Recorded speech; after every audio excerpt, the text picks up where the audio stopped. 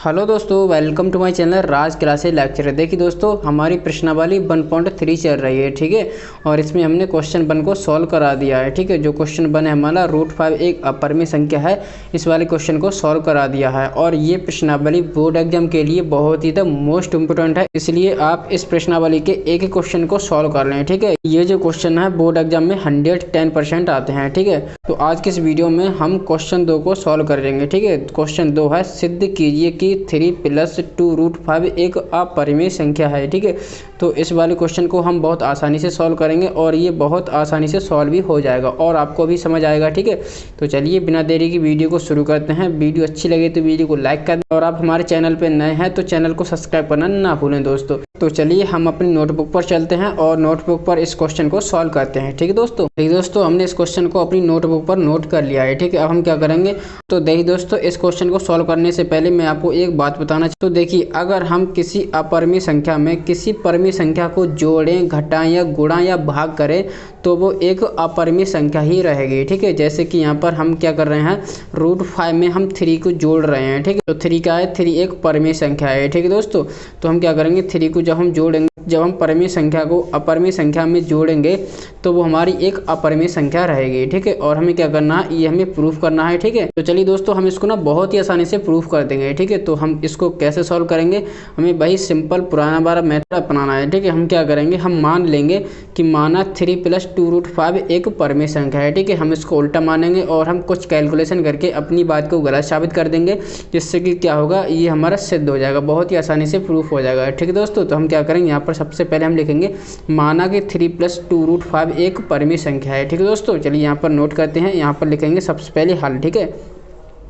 यहाँ पर हल लिखने के बाद अब हम लिखेंगे यहाँ पर माना 3 + 2√5 एक परिमेय संख्या है, ठीक दोस्तों। और हमें बहुत अच्छी तरह से पता है जो परिमेय संख्या होती हैं वो हमारी बटे की शक्ल में होती हैं, ठीक है। तो हम क्या करेंगे, 3 + 2√5 को हम बटे की शक्ल में लिख देंगे। कैसे लिखेंगे, यहाँ पर देखिए, हम यहाँ पर लिखेंगे अर्थात, ठीक है, अर्थात ये हम एक परिमेय संख्या माने हैं, ठीक है। तो हम क्या करेंगे, 3 + 2√5 बराबर कर देंगे a/v, ठीक है। क्यों कर रहे हैं, क्योंकि हम अपनी तरफ से मान लिए हैं कि ये वाली संख्या एक परिमेय संख्या है, ठीक है। और परिमेय संख्या तो हमारी बटे की शक्ल में होती हैं। और हम क्या करेंगे, यहाँ पर हम लिख देंगे जो हमारी a और b होंगी, ठीक है, a और b होंगी वो सहअभाज्य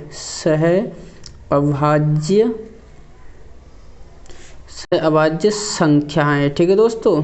और क्या है, और यहाँ पर b है वो 0 नहीं होना चाहिए, ठीक है। हमारा हर होता है वो हमारा 0 नहीं होना चाहिए, इतना आपको समझ आ जाएगा, ठीक है। और ये सहअभाज्य संख्या क्या होती हैं, तो ऐसी संख्या का युग्म जो केवल 1 से कटे, ठीक है। या हम कह सकते हैं ऐसी संख्याएं जिनका HCF 1 आए उसे हम सहअभाज्य संख्या कह सकते हैं, ठीक है। जैसे एग्जाम्पल के लिए हम 3 और 5 ले लेते हैं, ठीक है। इसको अगर हम काटेंगे, ठीक है, डिवाइड करेंगे तो ये केवल 1 से डिवाइड होंगे, ठीक है। 3 हमारी ये 1 से डिवाइड होगी और 5 हमारी ये 1 से डिवाइड होगी, ठीक है। इसके अलावा ये और किसी संख्या से नहीं कटेंगी। अगर हम इसका HCF भी निकालें तो इसका HCF 1 आएगा, ठीक है। तो ऐसी संख्या को हम कहते हैं सहअभाज्य संख्या। अब इसके बाद हम क्या करेंगे, यहाँ पर हम वर्ग नहीं करेंगे, ठीक है। वर्ग क्यों नहीं करेंगे अभी आपको समझ आएगा, ठीक है। तो यहाँ पर देखिए ये 3 है, ये 3 प्लस में है, ठीक है। और हम इसको इधर लेके जाएंगे, बराबर से इस तरफ लेके जाएंगे, प्लस का है माइनस का हो जाएगा, ठीक है। तो हम यहाँ पर लिखेंगे 2, इधर तो बचेगा 2√5 बराबर a/v। अब ये 3 है, प्लस का है माइनस का हो जाएगा, ठीक है, माइनस का हुआ। अब हम क्या करेंगे, यहाँ पर देखिए जो 2 है वो √5 के पास में मल्टीप्लाई में है, ठीक है। और जब हम 2 को भी इधर लेके आएंगे तो हम क्या करेंगे, ये 2 है ये डिवाइड करेगा, ठीक है। यहाँ पर हमें केवल √5 ये अकेला छोड़ना है, ठीक है। बाकी सभी संख्या को हम इस तरफ फेंक देंगे, कोई दिक्कत नहीं होगी। तो चलिए दोस्तों, 2 को भी हम इधर लेके आते हैं, ठीक है। तो यहाँ पर बच जाएगा, ठीक है, √5 बराबर, अब ये 2 है इसके भी डिवाइड में जाएगा, ठीक है, और इसके भी डिवाइड में जाएगा। तो यहाँ पर हो जाएगा a/2v, ठीक है, माइनस के 3 इसके भी डिवाइड में चला जाएगा। अब देखिए दोस्तों, ये भी एक परिमेय संख्या है, ठीक है, बट्टे की शक्ल में है, तो ऑब्वियसली बात है कि ये एक परिमेय संख्या होगी, ठीक है। और -3/2 ये भी एक परिमेय संख्या है, ठीक है। अगर हम a और b क्या है, a और b हमारी एक पूर्णांक है, ठीक है। अब हम क्या करेंगे, अगर हम इसको सॉल्व करेंगे, जब हम परिमेय संख्या में से परिमेय संख्या को घटाएंगे तो वो एक परिमेय संख्या ही आएगी, ठीक है। तो इसलिए हम कह सकते हैं जो हमारा ये वाली संख्या है a/2b - 3/2 ये एक परिमेय संख्या है, ठीक है। तो हम यहाँ पर लिख देंगे देखिए दोस्तों, जहाँ पर a/2b माइनस 3/2 जहाँ क्या है, ये एक परिमेय संख्या है। ठीक है, ये एक परिमेय संख्या है।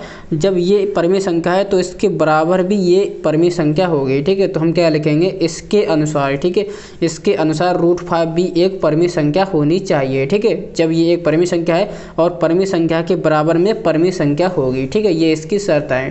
तो हम क्या करेंगे, इसके अनुसार √5 भी एक परिमेय संख्या होनी चाहिए। ठीक है, हम यहाँ पर लिख देंगे। देखिए दोस्तों, इसके अनुसार √5 भी एक परिमेय संख्या होनी चाहिए। ठीक है, जब ये एक परिमेय संख्या तो इसके अनुसार √5 भी एक परिमेय संख्या होनी चाहिए। ठीक है, लेकिन हमें तो बहुत अच्छी तरह से पता है कि √5 एक परिमेय संख्या नहीं है, ये तो एक अपरिमेय संख्या है। ठीक है, तो इसलिए हम यहाँ पर लिख देंगे। ठीक है, कि √5 है ये इसके बराबर नहीं है। ठीक है, तो हम यहाँ पर लिख देंगे, अर्थात जो √5 है वो इसके बराबर नहीं है। ठीक है, इसकी एक शर्त होती है, अगर यहाँ पर देखिए, अगर अपरिमेय संख्या होगी, ठीक है, अपरिमेय संख्या होगी, उसके बराबर ही अपरिमेय संख्या आएगी। ठीक है, अपरिमेय संख्या आएगी। अगर परिमेय संख्या है, ठीक है, उसके बराबर परिमेय संख्या आएगी। ऐसा नहीं है यहाँ पर परिमेय संख्या है और यहाँ पर बराबर में अपरिमेय संख्या होगी। ठीक है, ऐसा बिल्कुल नहीं होगा। अगर ऐसा होगा तो ये बराबर नहीं होगा। ठीक है, तो ऐसा मैंने इसलिए यहाँ पर लिखा है कि √5 क्या है, √5 एक अपरिमेय संख्या है। ठीक है, और इसके बराबर में क्या है, ये एक अपरिमेय संख्या है। ठीक है, तो क्या ये बराबर होगा, ये बिल्कुल भी बराबर नहीं होगा। ठीक है, तो ऐसा हमें क्यों प्राप्त हुआ है,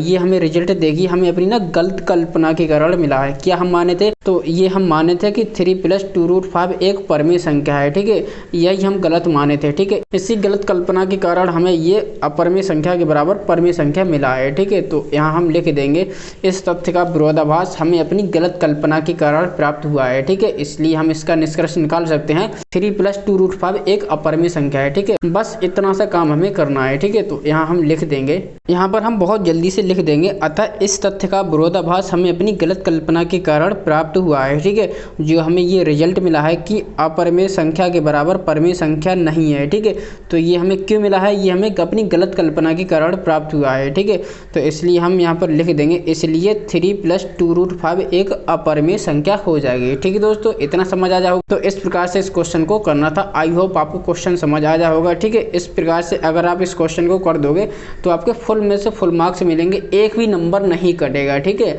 तो इस प्रकार से आपको इस क्वेश्चन को करना था। आई होप आपको क्वेश्चन समझ आ जाए होगा। तो चलिए मिलते हैं ऐसी किसी नई वीडियो में। वीडियो अच्छी लगी तो वीडियो को लाइक कर दें, चैनल पे नए हैं तो चैनल को सब्सक्राइब करना ना भूलें दोस्तों।